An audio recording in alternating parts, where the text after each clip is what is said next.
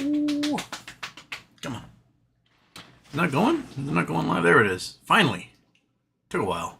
You happening? Is it going? There it is. All right. Goodness gracious. Taking a little while to get up there, and maybe the camera needs to go right up there. That works. Okay. Hello, everybody. Is everything right now?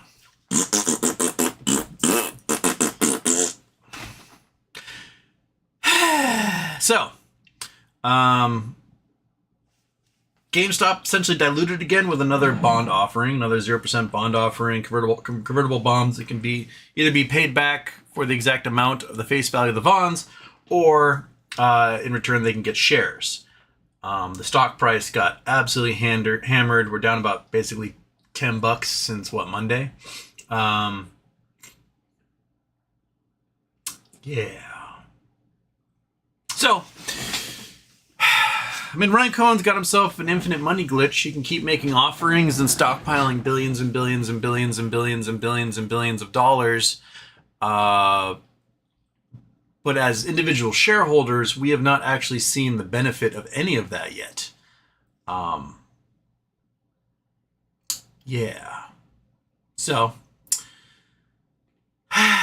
here we are, monkey. Here we are. Just twiddling our thumbs, watching our stock do nothing except go down on us again. And yeah, so we got that going on, and we also have you know, the military presence in American cities for protests that aren't actually that bad. And we're just stealing people out of their homes and out of their cars and out of their places of work and out of courtrooms, and we're just detaining them without warrant and without due process, and sending them off to nations that aren't their home countries. Some of them are like war zones, and or arresting sitting U.S. senators who show up to press conferences to ask questions, and we have got members of the House threatening to arrest witnesses at hearings based entirely upon witness intimidation. We got a president threatening to arrest a governor because he doesn't like that governor. It's, man, a week ago I was so happy because Elon and Trump were just like, and then Elon pushed out absolute weenie. You know, I'm so sorry, I said some things I shouldn't have. Elon, you absolute weakling, you spineless little whiner. Well, right, monkey, what we got going on here? Oh yeah, Trump announced a new framework for the negotiations with China, and in it he caved yet again, and now we're going to be paying a 55% tariff on everything we get from China, and China gets everything it wants out of that deal. So the great negotiator kind of sucks at his job. But the market's like, meh. Like, I dare you to find me an economic indicator that's positive. There isn't one. The divergence currently between economic indicators and the market is incredible. It might be the biggest it's ever been. Jamie Dimon says the bottom's about to fall out of this thing. They're fully prepared for it. And here we are, just twiddling our thumbs, hoping that our CEO has our best interests at heart. And he's, you know, it's been almost 3 years since they said that they were holding money for a merger acquisition. And no mergers and acquisitions have taken place. Yet they've gotten more money. We're at over $8 billion of cash on hand, another $500 million in Bitcoin. And we have nothing to show for it. Our stock is still worth less than it was at this point 4 years ago. And keep twiddling those thumbs, man. For fuck's sake, Jesus, like... Do something cool. That's all we need you to do, man. Do something cool. Have some plan for growth. Something.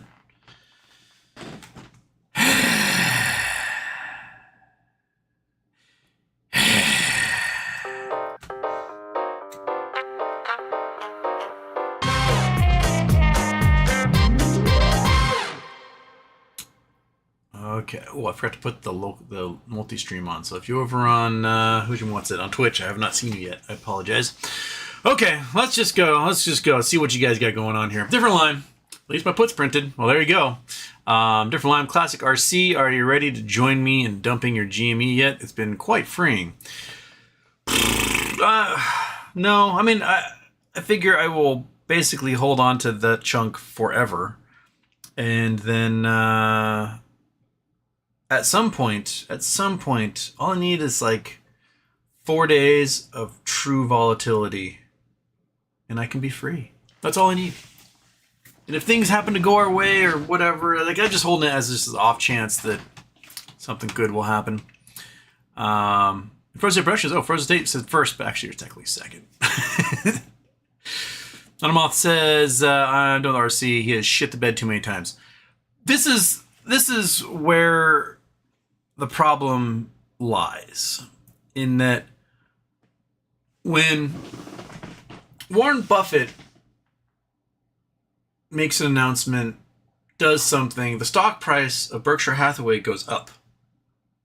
The shareholders benefit. When Ryan Cohen makes an announcement, the shareholders are the ones who take the brunt of it. And that needs to stop.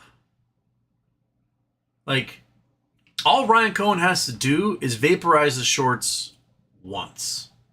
One little trick shot, vaporize the shorts, and they will never be able to mess with you again. Because they know you have what you have in your quiver. So you vaporize these fuckers once, and that's it. Done. You don't have to worry about it. You don't have to like have a giant 3D, 4D chess. Like you don't need it. You don't need 4-dimensional chess, 64, 69-dimensional chess. There's some pretty simple things you can do to absolutely destroy the short hedge funds. And he could have done them 4 years ago, and he didn't. He didn't do it. You got for a crypto dividend. Didn't do that. You got for a regular dividend. Didn't do that. Right? So when is it going to be our turn? Us, the shareholders, the people who give you a fucking job. When's it our turn? We saved your company. You didn't save your company. We saved it. Like, the billions of dollars we spent on shares is what saved your company, man. The only reason you're able to make offerings is because we buy those offerings. The only reason you're able to sell those bonds is because we buy those bonds. Your stock price exists at a level that allows you to do these things because of us. So when is it our turn, man? Make it our turn at some of these points. For fuck's sake. It's not rocket science. You know? Like, I invest in your company. In return, what I get is your support for a fascist dictator and the erosion of freedoms across this country, the crushing of the economy, and the hurting of people. Is that all I get out of your company at this point? I'm not even getting fucking money out of it? Like, what the hell, man? This seems like a pretty shitty trade. Dude who's an immigrant to this country, who's a Jewish immigrant to this country. Sure, you get to protect yourself with a few $1 billion that you have. Yeah, benefit from the system that we created and then fuck us all over. That seems to be where RC is. I don't see anything from him at the moment that shows us that we're going to benefit from this, because we have not so far. We have all these, little lick spittles out there who are like, oh, he's got a plan. Seriously, we've been in this play longer than World War II, longer than the Civil War, longer than it takes to graduate with a degree and become an expert in a field. And all we're left with is twiddling our thumbs and watching our investments decline. Like, seriously, dude, what the fuck? What the fuck, Ryan? Is this some sort of weird way to sort of get off on all of us or something? Like, are you just at home just tugging your pud and like, yeah, it hurts, doesn't it? Because that seems to be where we are. Like, you've had lots of chances to blow this thing wide open and you haven't done it. People are like, oh no, he's worried the regulators might. Regulators don't give a shit. the amount of stuff they've let everyone get away with, they aren't going to do spit about anything. So regulators are not a good excuse. You could at any time offer a crypto dividend. Whenever you want, you can do it right now. I can write you code for a crypto coin to give to everybody and have it ready in 2 hours. It's that easy. Seriously, like you can just download code from GitHub, change a couple of terms, boom, mint the sucker, and you're done. And now you can take all those coins and you can distribute them to your shareholders, and you absolutely just wreck the shorts in a matter of moments. But no, we're scared regulators went blah, blah, blah, blah, blah. It didn't scare anybody else when they've done it. So just do it already, man. For fuck's sake, this is bullshit. Get our hopes up. We're like, all right, cool, yeah, woo, yeah, we're making money, yay. Nope, you're making money. We aren't making shit. So, come on, dude. Do something. Like, there are people who got into this play who are dead because it's been waiting so long. There are folks who are hoping that there would be some sort of something for them so they could pay their medical bills, and they're dead. Their children are now losing homes. Like, this is you can't be a champion of retail unless you actually champion retail. Just like you can't make America great again unless you actually do great things. If you aren't doing great things, where is America getting great from? Right?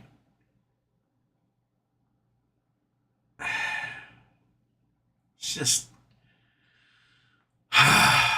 frustrating as hell. Frustrating as hell. Wake up, you go, oh, cool, everything's just down 30%. Awesome. Woo! Yeah. Most CEOs, while they might be absolute clown show, asshole, douchebag, sociopaths, at least their share price goes up. Right? At least their share price goes up. My share price has not gone up. So, when's that going to start, man? When does our share price go up? You can have your luxury boxes at Panthers games and sit courtside at the Knicks and, you know, do all your billionaire stuff, hang out with your bros, go to Mar-a-Lago. But the other CEOs who are doing those things, their share prices are at least going up. So when's it our turn, dude? When's it our turn? What are you gonna do to get the share price to go up? Do something, anything at all. Have a plan for growth. I know you cut the fat. We saw you cut the fat. So sales overall revenue is like way down. But now that you cut the fat, now you have to have a plan for growth, because that's what the market cares about. They want to see growth year over year. They want to see larger market share year over year. Where's your plan for that? When are we going to see new stores, right? Because that's how you make your money, is from storefronts. You got a little online presence. It's not that big. Most of your money comes from storefronts. So you have to hire an economic geographer and figure out where to put those storefronts in, how to market those storefronts, how to get people to come into your stores and go, oh wow, look at this, game stuff, right? When's that going to happen? When are we going to see, investment into the communities where the stores already are? When are we going to see a marketing plan of any kind other than just Buck the Bunny turning 3D? Oh, cool. Like, are you going to have Sunday inserts in the newspaper? Are you going to have television commercials? Are you going to do radio spots? Are you going to have things pop up on YouTube videos? Like, where is the marketing? Where's the investment in the company? Because we're not seeing the investment in the company at the moment. We're seeing the company has a shitload of money, but it's not being used for jack squat. So when does it happen, man? When does it happen? Just, you don't have to give us the exact plan. You just be like, hey, something's in motion. That's what I'd say. And we go, cool. Right? But no, we get a 15-minute annual meeting where no questions get asked, nothing get answered, and it's almost verbatim exactly the same as last year's annual meeting.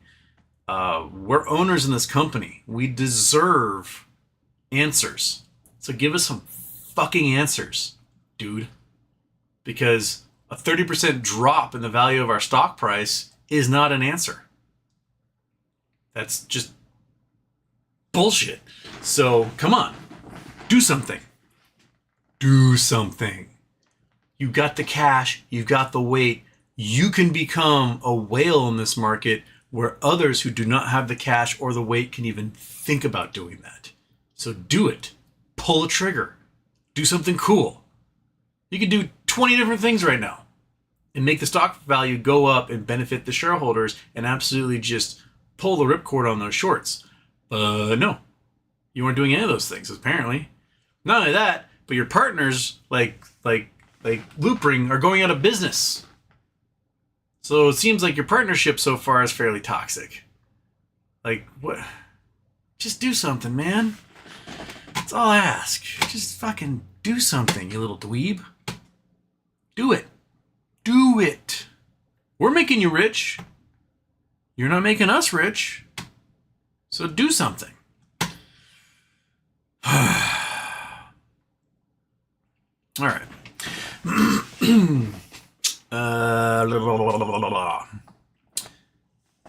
Lisa saw threw some cash and buying Jimmy calls for 2 weeks out. They're already up 25%, 40%, 50%.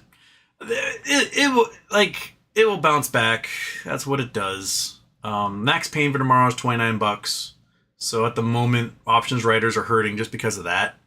So, Andrew Dell says turn off intro. Oh, I did not turn off the intro. You guys should all hate Andrew Dell for telling me to turn off the intro. Attaining oneness, Rock God, did you catch that clip of a Rumble streamer getting decked for saying she loves ICE and fascism? I did. Yep. And then she was all like, oh, why would someone do that to me? Yeah. And for someone who screams out, I love ICE and fascism, she was definitely the wrong skin color in this white nationalist government to be chanting such things. Because believe me, if the fascists get their way, she's going to a camp. Doesn't matter how much she praises them. They don't care. I saw another clip. There's some white supremacist dude on, what was it, like Omegle or whatever. And these Puerto Rican guys are like, oh shit. They like Sieg Heiled him and he's like, I hate you. And they're like, what? Why? He's like, because you're mongrels or whatever. And like, I don't understand. I don't understand why there's such a large contingent of the Hispanic community that for some reason thinks white supremacy and Nazism is going to benefit them in any way. It's not. Obviously, you look at all the raids happening. It is not benefiting you. Like, I don't understand it. Yeah. I mean, I guess there are some folks who just want to feel like the heel of a boot on them and it just turns them on or something. I think that's the way a lot of log cabin Republicans are. Is that they want to get whipped. They're like, yes, do it. Otherwise, I don't understand it at all at that point. Yeah. Animal says, don't listen to Andrew. Bex, screw you, Ryan Cohn. At least No Labs is climbing. That it is. Where did No Labs end up today? Where are you? Did I accidentally? Okay, we'll go there. KNW price. Oh yeah. We went over 5 at one point today. Settled out. We're at 443 right now. Yeah, No Labs is climbing. It's probably going to get above $14 at some point. So that's probably where to go right here.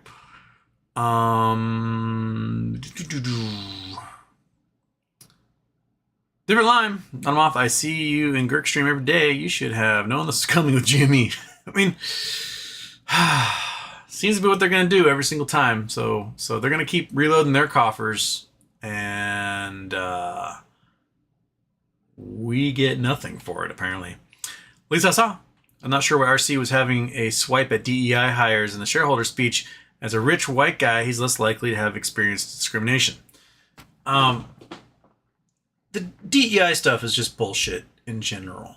It is. I mean, there's nothing about DEI that means somebody is unqualified. Matter of fact, what it does is ensures a qualified person gets in that position versus a mediocre white guy who does not have the qualifications for that position, which is most of human history. It's why out of the 47 presidents we've had in history, one hasn't been a white guy, right? You know, it goes back to that Stephen Jay Gould quote where he's, paraphrasing, where he says, like, I am less concerned about the convolutions and measures and the weight of Einstein's brain than I am about the fact there are people in sweatshops and cotton fields who are the exact same genius. Our country is the greatest country, most powerful country, because of our diversity. Because we have folks from different walks of life who can come here, who can kick ass, and who can bring that to the table. If we just rely upon a bunch of silver spoon white dudes for everything, we lose out. Because silver spoon white dudes, a lot of them are dumb. Really, really dumb. They don't know how anything works. They don't know how to engineer. They don't know how to design. They've never worked a real job in their lives. There's a graduate school here on Bainbridge called the Bainbridge Graduate Institute. I may have talked about them before and told stories, but I'm just going to tell it again because it always stands out to me. But, these are rich kids. They go off to a prestigious, probably liberal arts college or even an Ivy League. And in high school, they didn't babysit. They didn't sweep floors. They didn't work retail at a store. They didn't bag groceries. They didn't mow lawns. They didn't have to work. They got a stipend and a nice car when they turned 16, and they lived on daddy's cash. They graduate, they go off to college, right? There's no student loans. They don't have to worry about FAFSA forms or anything like that. It's just a check that daddy writes, and college is paid for. And they have a wonderful time at college. They have the best time.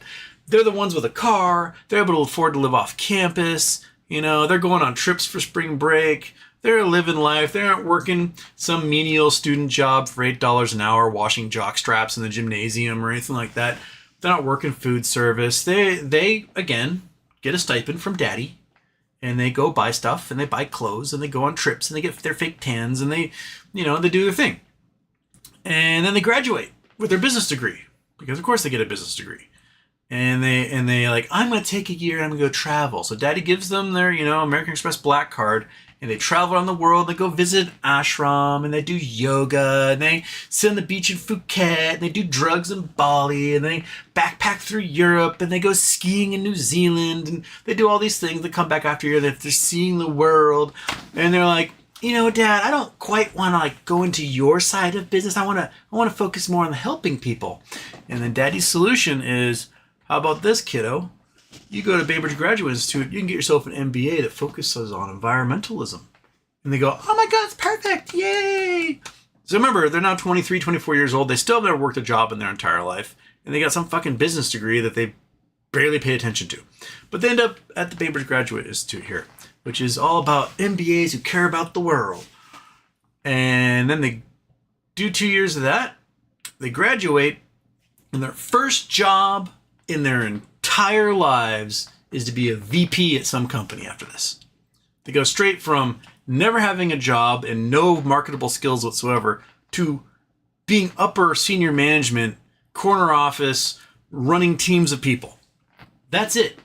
They've brought nothing to the table except for knowing how to be catered to their entire lives. They've had no adversity.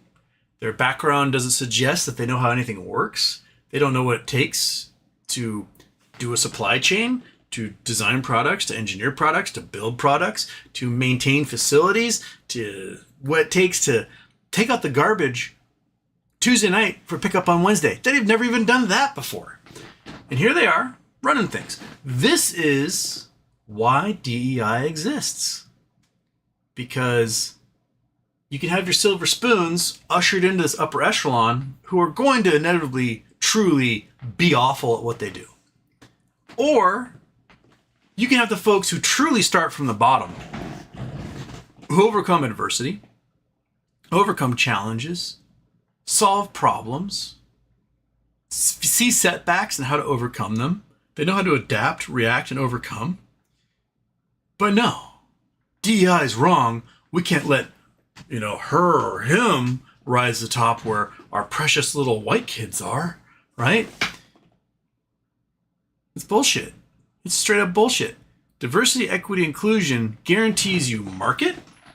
It guarantees you, diversity itself is multiple perspectives. Like, if the gaming industry only ever catered to the loudest little incel white dudes, right? Little basement dwelling dweebleheimers. If that's all they ever catered to, we would lose out on everything. Do you think if they only catered to little basement dwelling losers, games like Farmville or I don't know my games very well, or like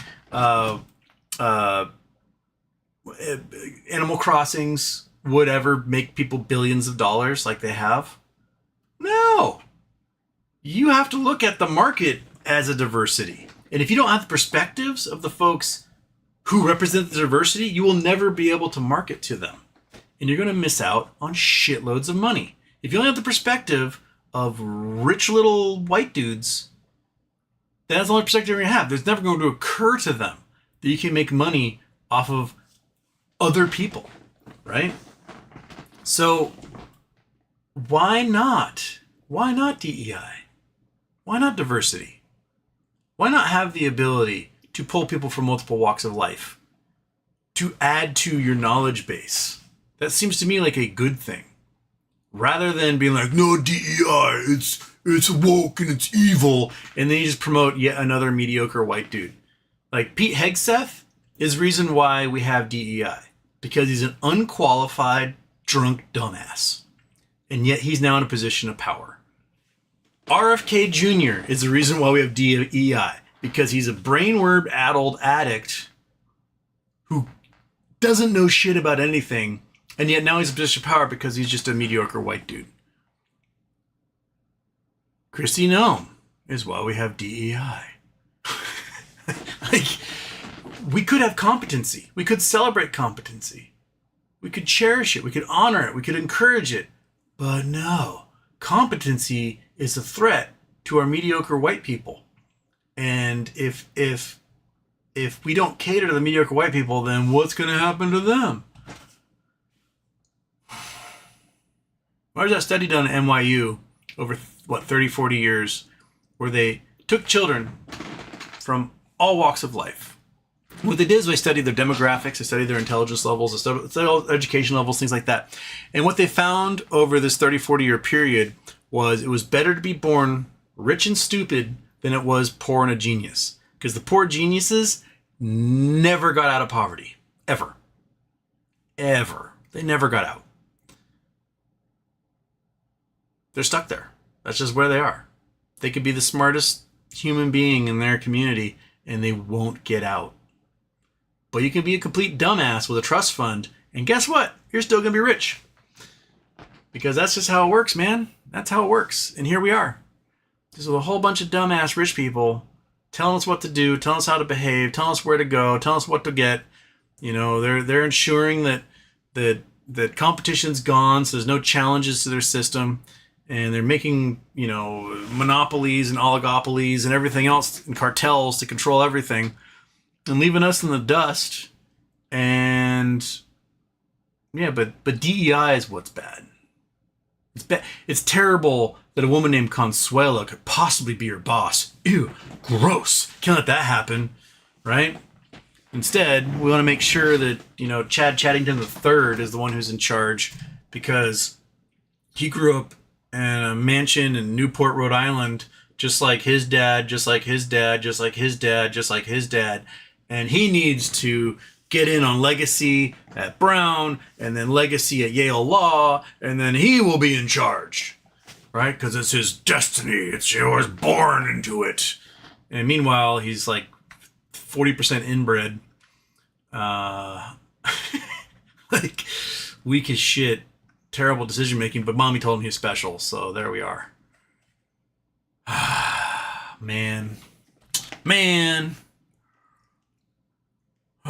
Okay. I'm missing super chats here while I while I wander here. John Doe, True Words, Houston. RC invokes Warren Buffett a lot, but doesn't run an annual meeting the same. It's like the movie Little Big League without the smarts. Yeah. Like, if you want to emulate the great Warren Buffett, then fucking emulate the great Warren Buffett. You know, you talk about, like, oh, I want companies that have a moat, right? Well, okay. Make your own company a company that has a moat, dude. Like, GameStop doesn't have a moat. It doesn't. 2011, GameStop made $10 billion a year in revenue. $10 billion a year. We are almost 70% below 2011 levels. In 2016, GameStop made $3 billion a year in profit. 2016, that's 9 years ago. So our revenue is equal to the profit GameStop used to make in 2016. And what started happening? They started closing stores. They stopped updating stores. They started paying for things that didn't improve the customer experience. They started cutting, right? If stores are how you get your product to people, closing stores doesn't make you more money in the end. If a store is unprofitable, I get it. Make it profitable. It's not that hard to make a store profitable. You do sales and deals and you get people in the door, right? They get $8 billion in cash. $8 billion in cash right now. Do you know what they could do right now? They could buy up every mall and mini mall that contains a GameStop store across the entire country. It would cost them about $1.5 billion to do. They would have deep assets that can't go away, and they would make upwards of $400 million a year profit renting out those spaces in those malls and mini malls. $400 million a year. There's a reason why Sears owned their stores. There's a reason why Red Lobster went out of business because they sold off all the land that they owned. Right? So why not utilize the cheap commercial real estate right now to just load up? You want to guarantee great returns? No longer have to pay rent. Right? The reason why those stores were unprofitable was because you had to pay rent. You no longer have to pay rent. All of a sudden, they're profitable. And you own the land that's under them, that becomes an appreciating asset. You have equity, dude. You have equity. Equity's awesome. Do you know why AMC can't make profit? Because they pay rent. They sold off all the theaters they owned and rented them back. Now they have like $10 billion in rent liabilities and they get no equity for it. So you want to do cool shit? Cool shit is out there. It's out there for you to do, Mr. CEO, man. So do it. It's not that hard. It's not rocket science. Do you know what helps you learn these things? If you go to fucking college. Guy who didn't go to college learn this stuff? It's right there. Even the dumbass business majors learn these 4 things. Right? Do you know why the private equity dudes sell off all the land to destroy these companies? So that they don't have anything to fall back on. They can't borrow against the land they have if they run into trouble, right? You sell it off and then you force them to rent back those spaces all over again, and it's the easiest way to destroy these companies. So yeah, get rid of rent. The only time you should have to worry about rent is if it's in a facility where it's so fucking rich you can't afford to buy it. That's it. Or if you're experimenting, right? Let's say you put a GameStop into a downtown skyscraper in New York or something, right? Yeah, it's probably going to be not worth your while to spend $2 billion on the skyscraper and just rent the space there. But if you're in like Podunk or Peoria or, I don't know, fucking Burnsville, whatever, you may as well buy the property that it's sitting on and then make money off of the 6 or 100 other units in that place. Cash is cash, dude. Growth is growth. If all of a sudden you have a real estate portfolio, you're a conglomerate. You're no longer just a video game company. You're now a giant real estate investment trust. So do something cool, man. Do it. Have a growth plan. Like if anyone's going to invest in you want to be an entrepreneur, you want to start a company. The first thing they ask you is, what's your business plan? If your business plan is, I'm going to cut costs. So like, okay, cool. What's step 2? Underpants. Like, like do something. Do something. Kevin shoots out a green chat. 3 million shares at 22.14 Chicago. 15.47.02, 7.12, 66.41 million. I think we're going up soon along Live MOAS.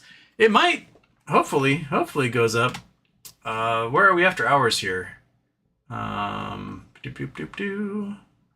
Jimmy after hours. Come on, load the chart. And we're not anywhere after hours. We're at 22.14, 22.40. So we're up a little bit from what we're like 21.50 was about our low today.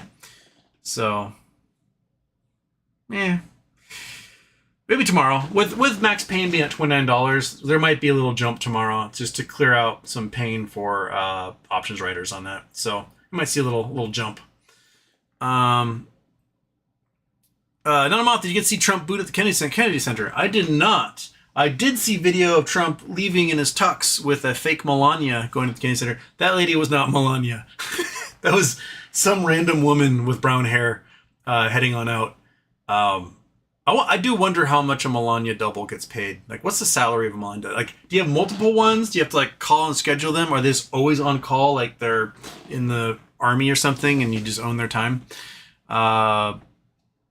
I mean, Trump, his favorite musical is Les Miserables, and it is about a revolution against a gaudy, rich, uncaring titan of a king, which is Trump's dream to become. Like, does he not understand the history or the story? Does he just like, I like the thongs? It's like Rage Against the Machine fans not knowing that Rage Against the Machine are like bona fide socialist communists and civil rights fighters, and they'd be like, they got too political for me when they finally pay attention to the lyrics 25 years later.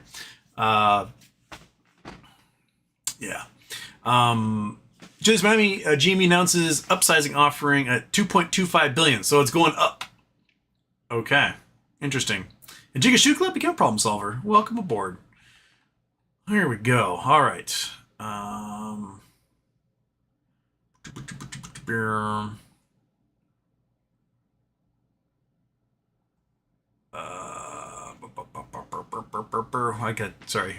didn't make it very far into the chat here before I started devolving.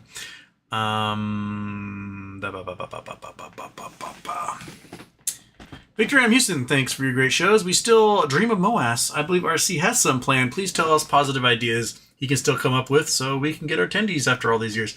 I think I covered quite a few of them right there. So, yeah, I mean, it's great that they got a huge pile of cash. That's wonderful. That is fantastic and wonderful that it's sitting there and they got all this cash and they're making money. It's just that when other companies do that, the shares go up in value, and we're not seeing that yet. So we just need to have our shares go up in value, right?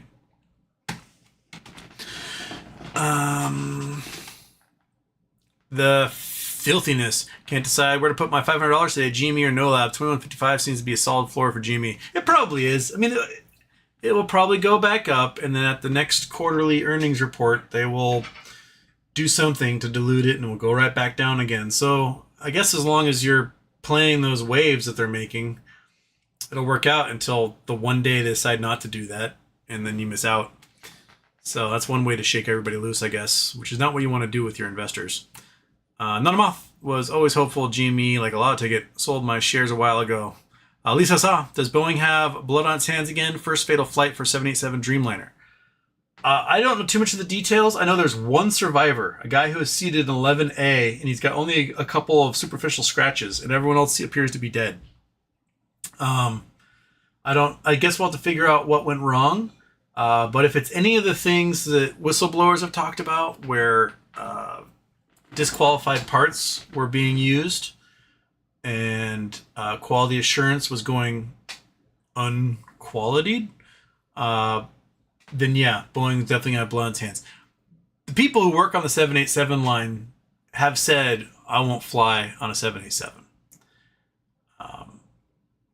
So that alone should warn you. It used to be, the saying used to be, if it ain't Boeing, I ain't going. Now, I don't think you can trust the Boeing assembly line in any great form at the moment. So yeah, I guess we'll have to see what the reports are from the Indian government as to why it failed. I'm sure we'll find out. We usually do. Eric, it should be at $30 minimum after this much dilutions. Yeah.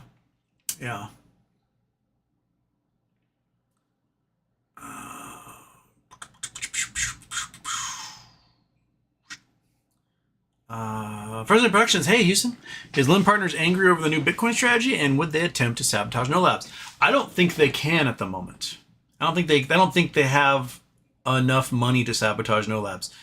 Greg Kidd owns so much of the company now that Lind is just like a fart in the wind.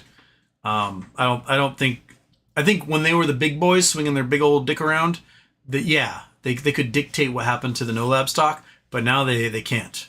Now there's somebody bigger and stronger in charge, and I don't think they can do anything about it. I think they're SOL on this one. So good job, No Labs, for. It's a little late. We could have told you that Lind Partners was not who you wanted to be in business with, but you learned your lesson. You adapted and you overcame. Amazing how you can do that, right? Fred Jones. Okay, I hate to break it to all the dear children of the corn, but yes, you can. I was typing like Trump. Didn't read Moas did. All right. Jimmy D, yeah, glad to ditch GME in 2023. Fred Jones says long we're doing this for sure.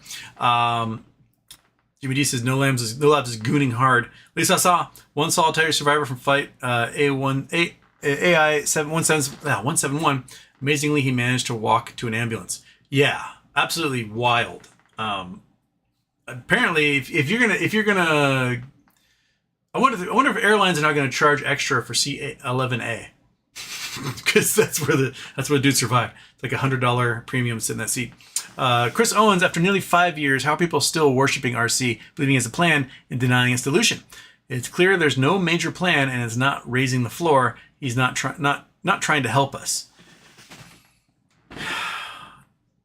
Here's the way I see it, is that you can raise the floor and destroy the shorts actively. Not this whole like, oh yeah, I set a trap and we're going to wait several years for it to play out. You can do it now, right? You can do it now. You can say, hey, we're going to do a stock buyback. You can say, hey, we're going to offer a dividend. Hey, and when the options chain gets loaded up, the point where you got 60 million or 100 million shares ready to go in the money in the options chain, guess what? Don't do shit.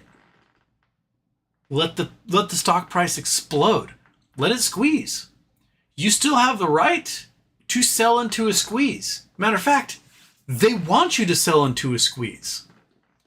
When you're able to pay off all of your debt and you were able to amass $1 billion in cash reserves, you sold into the squeeze. The stock price was $300 and you sold millions of shares into that.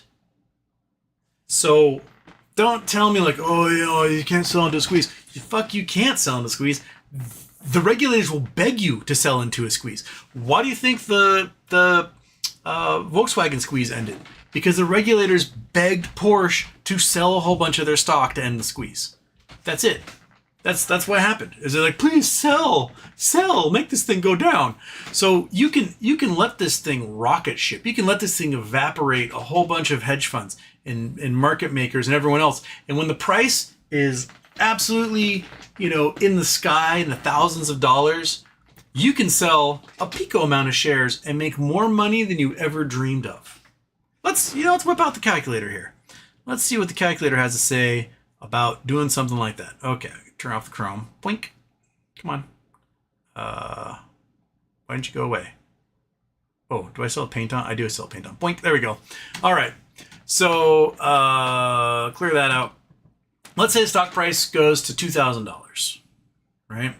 And you want to make $10 billion. You want to make $10 billion off of 2000. Whoops, I did multiply it. I'm going to do that. $10 billion divide off of 2000, right? You sell 5 million shares. What were the last offerings? 20 million, 75 million, and 45 million. So you can dilute just the teensiest amount. It's a drop in the bucket for how much money you can make and what the volume would be at that time. The volume would be insane if we're getting to the thousands of dollars a share on a squeeze. And you just made more than 100% of what you currently have in holdings selling a fraction of the shares. You want to sell the same amount of shares? Jesus Christ. Okay, let's say you want to sell 75 million shares and the price is at $2,000, right? You want to sell 75 million shares at $2,000 a share? Boom, you just made $150 billion in cash and you're in Apple territory. You're in Microsoft territory. You're in NVIDIA territory with that kind of cash reserve. Exxon, right?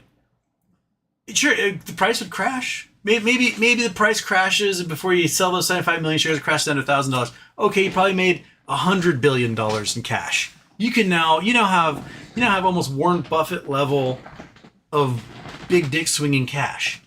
So you don't have to sell when it's at $30. You don't have to sell when it's at $25. You can let the options chain do its thing once a year, rock it, squeeze this sucker, and when the stock prices start to get real crooked, then you can do it. The market will thank you for it. And you will have so many more billions of dollars than you ever thought possible. So yeah, just do it. Do something cool. My God, you want to be the hip, cool, with it CEO, then fucking do that part already. Right now, you're CEOing like a boomer. Be cool. Do something cool.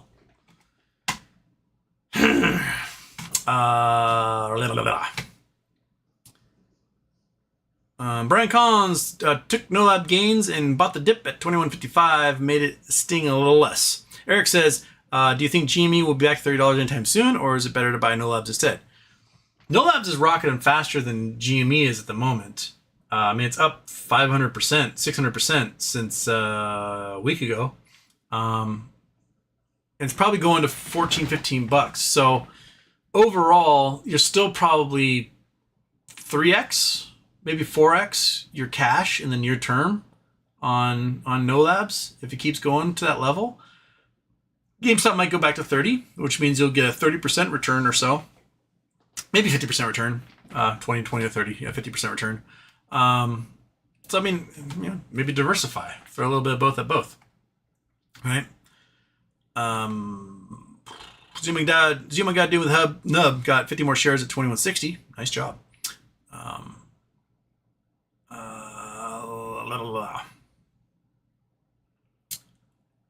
Different lime. I never lost money on GME. It's about realizing that nothing will ever come of it, and seems 30 seems the upper limit max will have reached. GME puts made more money than I ever did on any other way.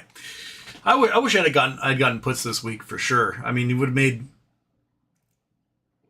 basically $1,000 off each one for probably an 80 cents to $1 investment. So $80 to $100 investment.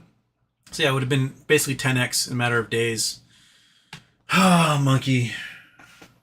When will we learn, right, buddy?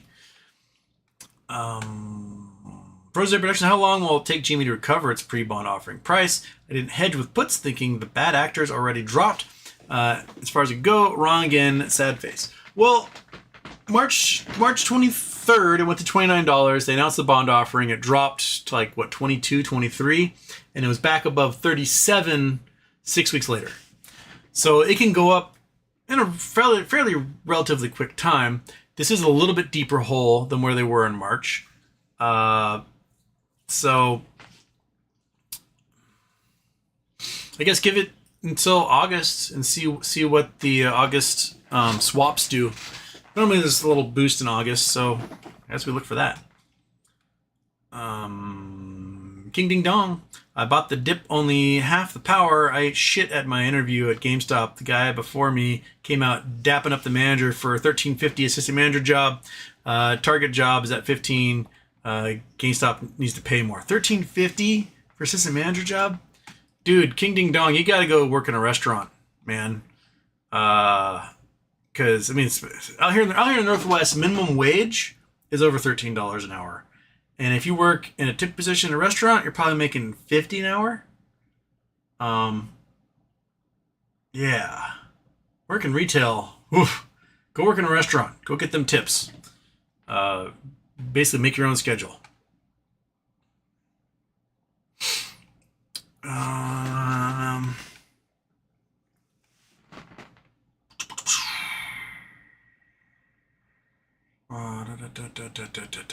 Further productions. I heard the two latest bond offerings match what is owed to BBY Class 6 and Class 9. Thoughts? Maybe there's a plan with us in mind? I hope so, because I could use a win. Like, let's bag ourselves a win. If it happens to match what's owed to BBI in Class 6, well, it's Class 6 is only $1 billion, so there'd be plenty of cash to send the way of Class 9 folks. That'd be great. Further productions. Oh, back to GME. Max Payne is $29. Will there be a pump tomorrow? I'm hoping to recover anything from my calls that expire tomorrow. Yeah, I mean, Theta Decay will definitely eat into any of those calls that you have. But yeah, I do think there'll probably be at least a little pump at some point, so a whole bunch of options writers can get out from under what they have for all those puts. So, yeah. Michael, lol, y'all really thought this shit was going to explode soon? Y'all do know there were July swaps that were coming up, and they were going to tank the price regardless. RC is slowly raising the floor price. Cool, raising the floor price, but the price is still lower than it was 4 years ago. 4 years ago, we were at $340. Today, we're at the equivalent of $80. So, I'd rather be at $340 than at $80.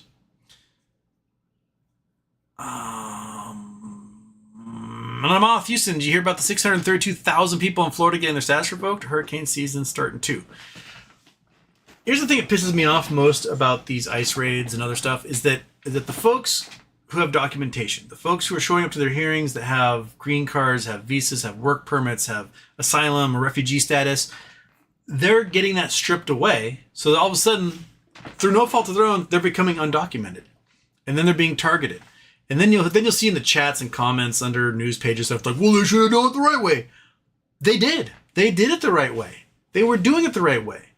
They got their documentation. They were showing up to their court hearings. And then all of a sudden, all their legal rights to be here were stripped away arbitrarily by the system.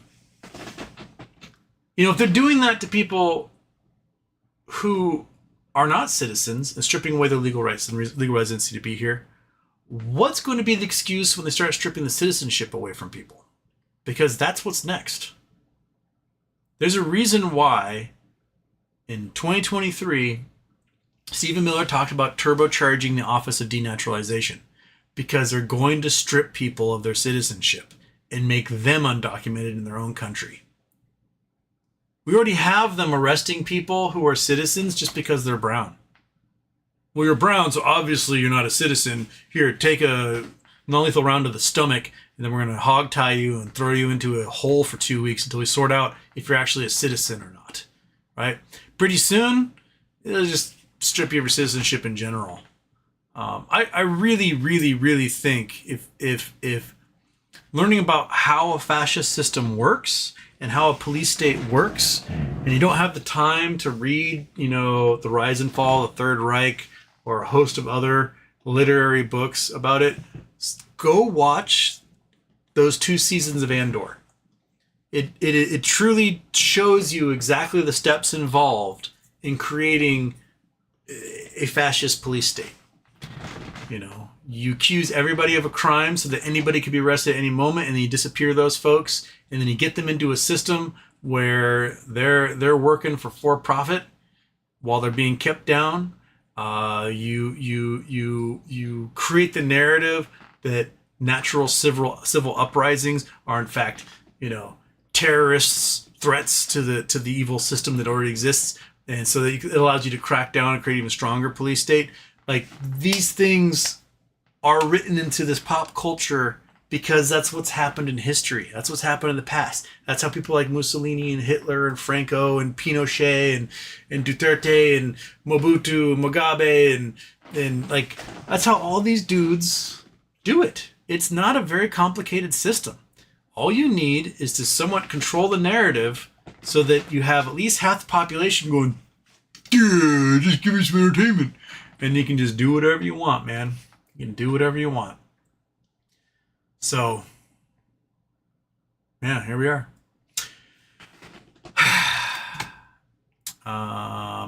King Ding Dong, you know, who needs to pay the Sacklers? Who needs to pay, comma, the Sacklers. Got away with paying nothing. Killed my father, 53. What do you think of them, Houston? Just been listening to Run the Jewels on repeat. No, the Sacklers. If you don't know who the Sacklers are, they're the owners of Purdue Pharmaceuticals, and they're the ones that created the opiate crisis in this country. They essentially lied about test trials showing the addictive properties of these things. Somehow glad-handed and paid people in the FDA to ignore those trials as well. And then when the drugs went to market, they then essentially paid doctors to prescribe them rather than doing other forms of treatment. So it was seen like a miracle cure. Oh, you pulled a muscle in your back? Well, here, take some of these pills and feel great. And all of a sudden you're addicted to opiates, right? Rather than be like, hey, how about we do these exercises or this surgery or do this other treatment? I dated a girl, wonderful girl, amazing girl.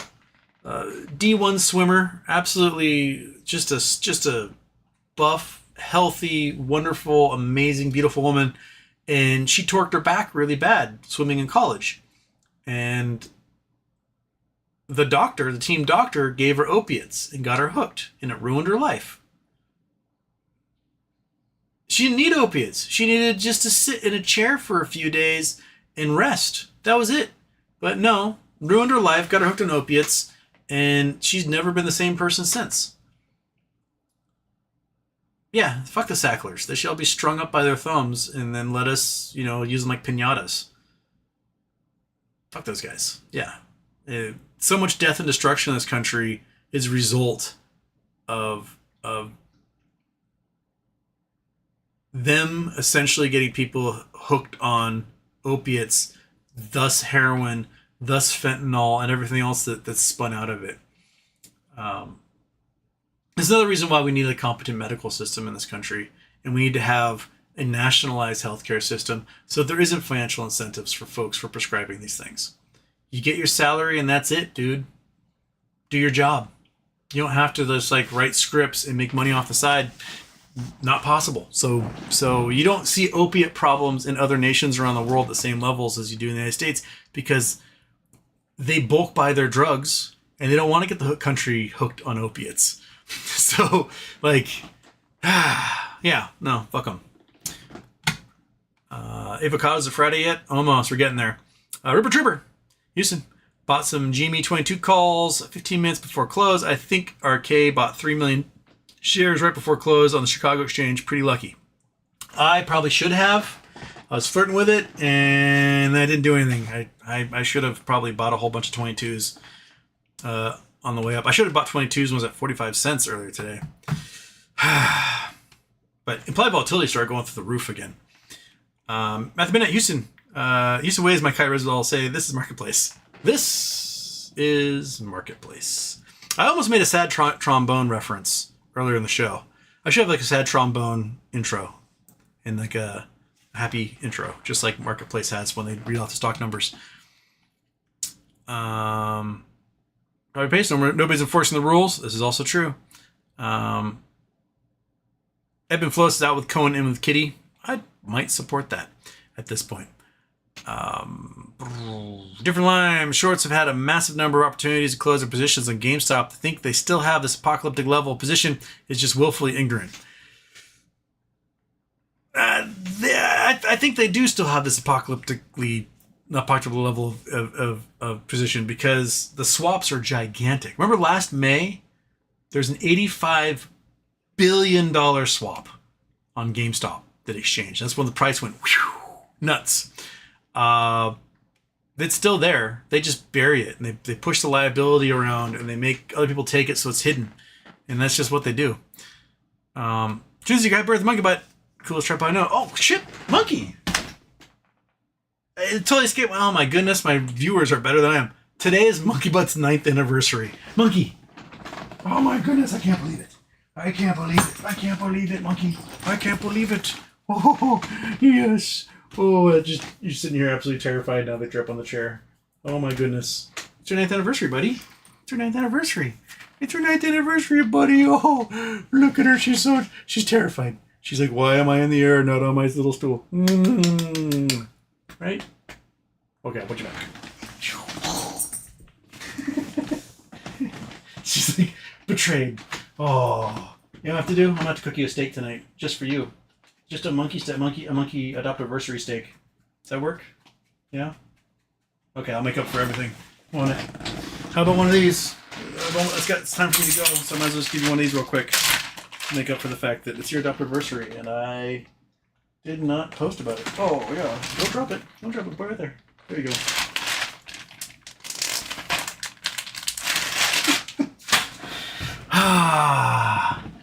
I didn't even make it to the start of the show today in the chat. That's how much ranting I did. Oh, my goodness. But thank you, True Seeker, for totally reminding me that I just totally blew it on Monkey Butt's adoptiversary. Whew, gotta go to the store after work tonight. All right, folks, I gotta go. You guys have a great day. I will see you tomorrow. Hopefully things will, I don't know, maybe we'll have some sort of like dopamine release or something. Got John Doe, a little super chat. Houston, any opinion? ASTS been fun following companies that actually builds business. Not just no labs looking good, innovating, and building. AST, I don't know enough about ASTS at all. AST Space. Yeah, I mean they were like a $6 stock not too long ago. $15 stock, $17 stock. And they were all the way down at $2 in May of last year. And they've definitely rocketed just like the rocket ship they are. They seem to be doing good stuff in space. Probably should have bought in ones at $2. Oh well. Can't win them all, right? Or any of them, really. But we'll talk more about that. I gotta get going though. Peace. You guys have a good day. And that.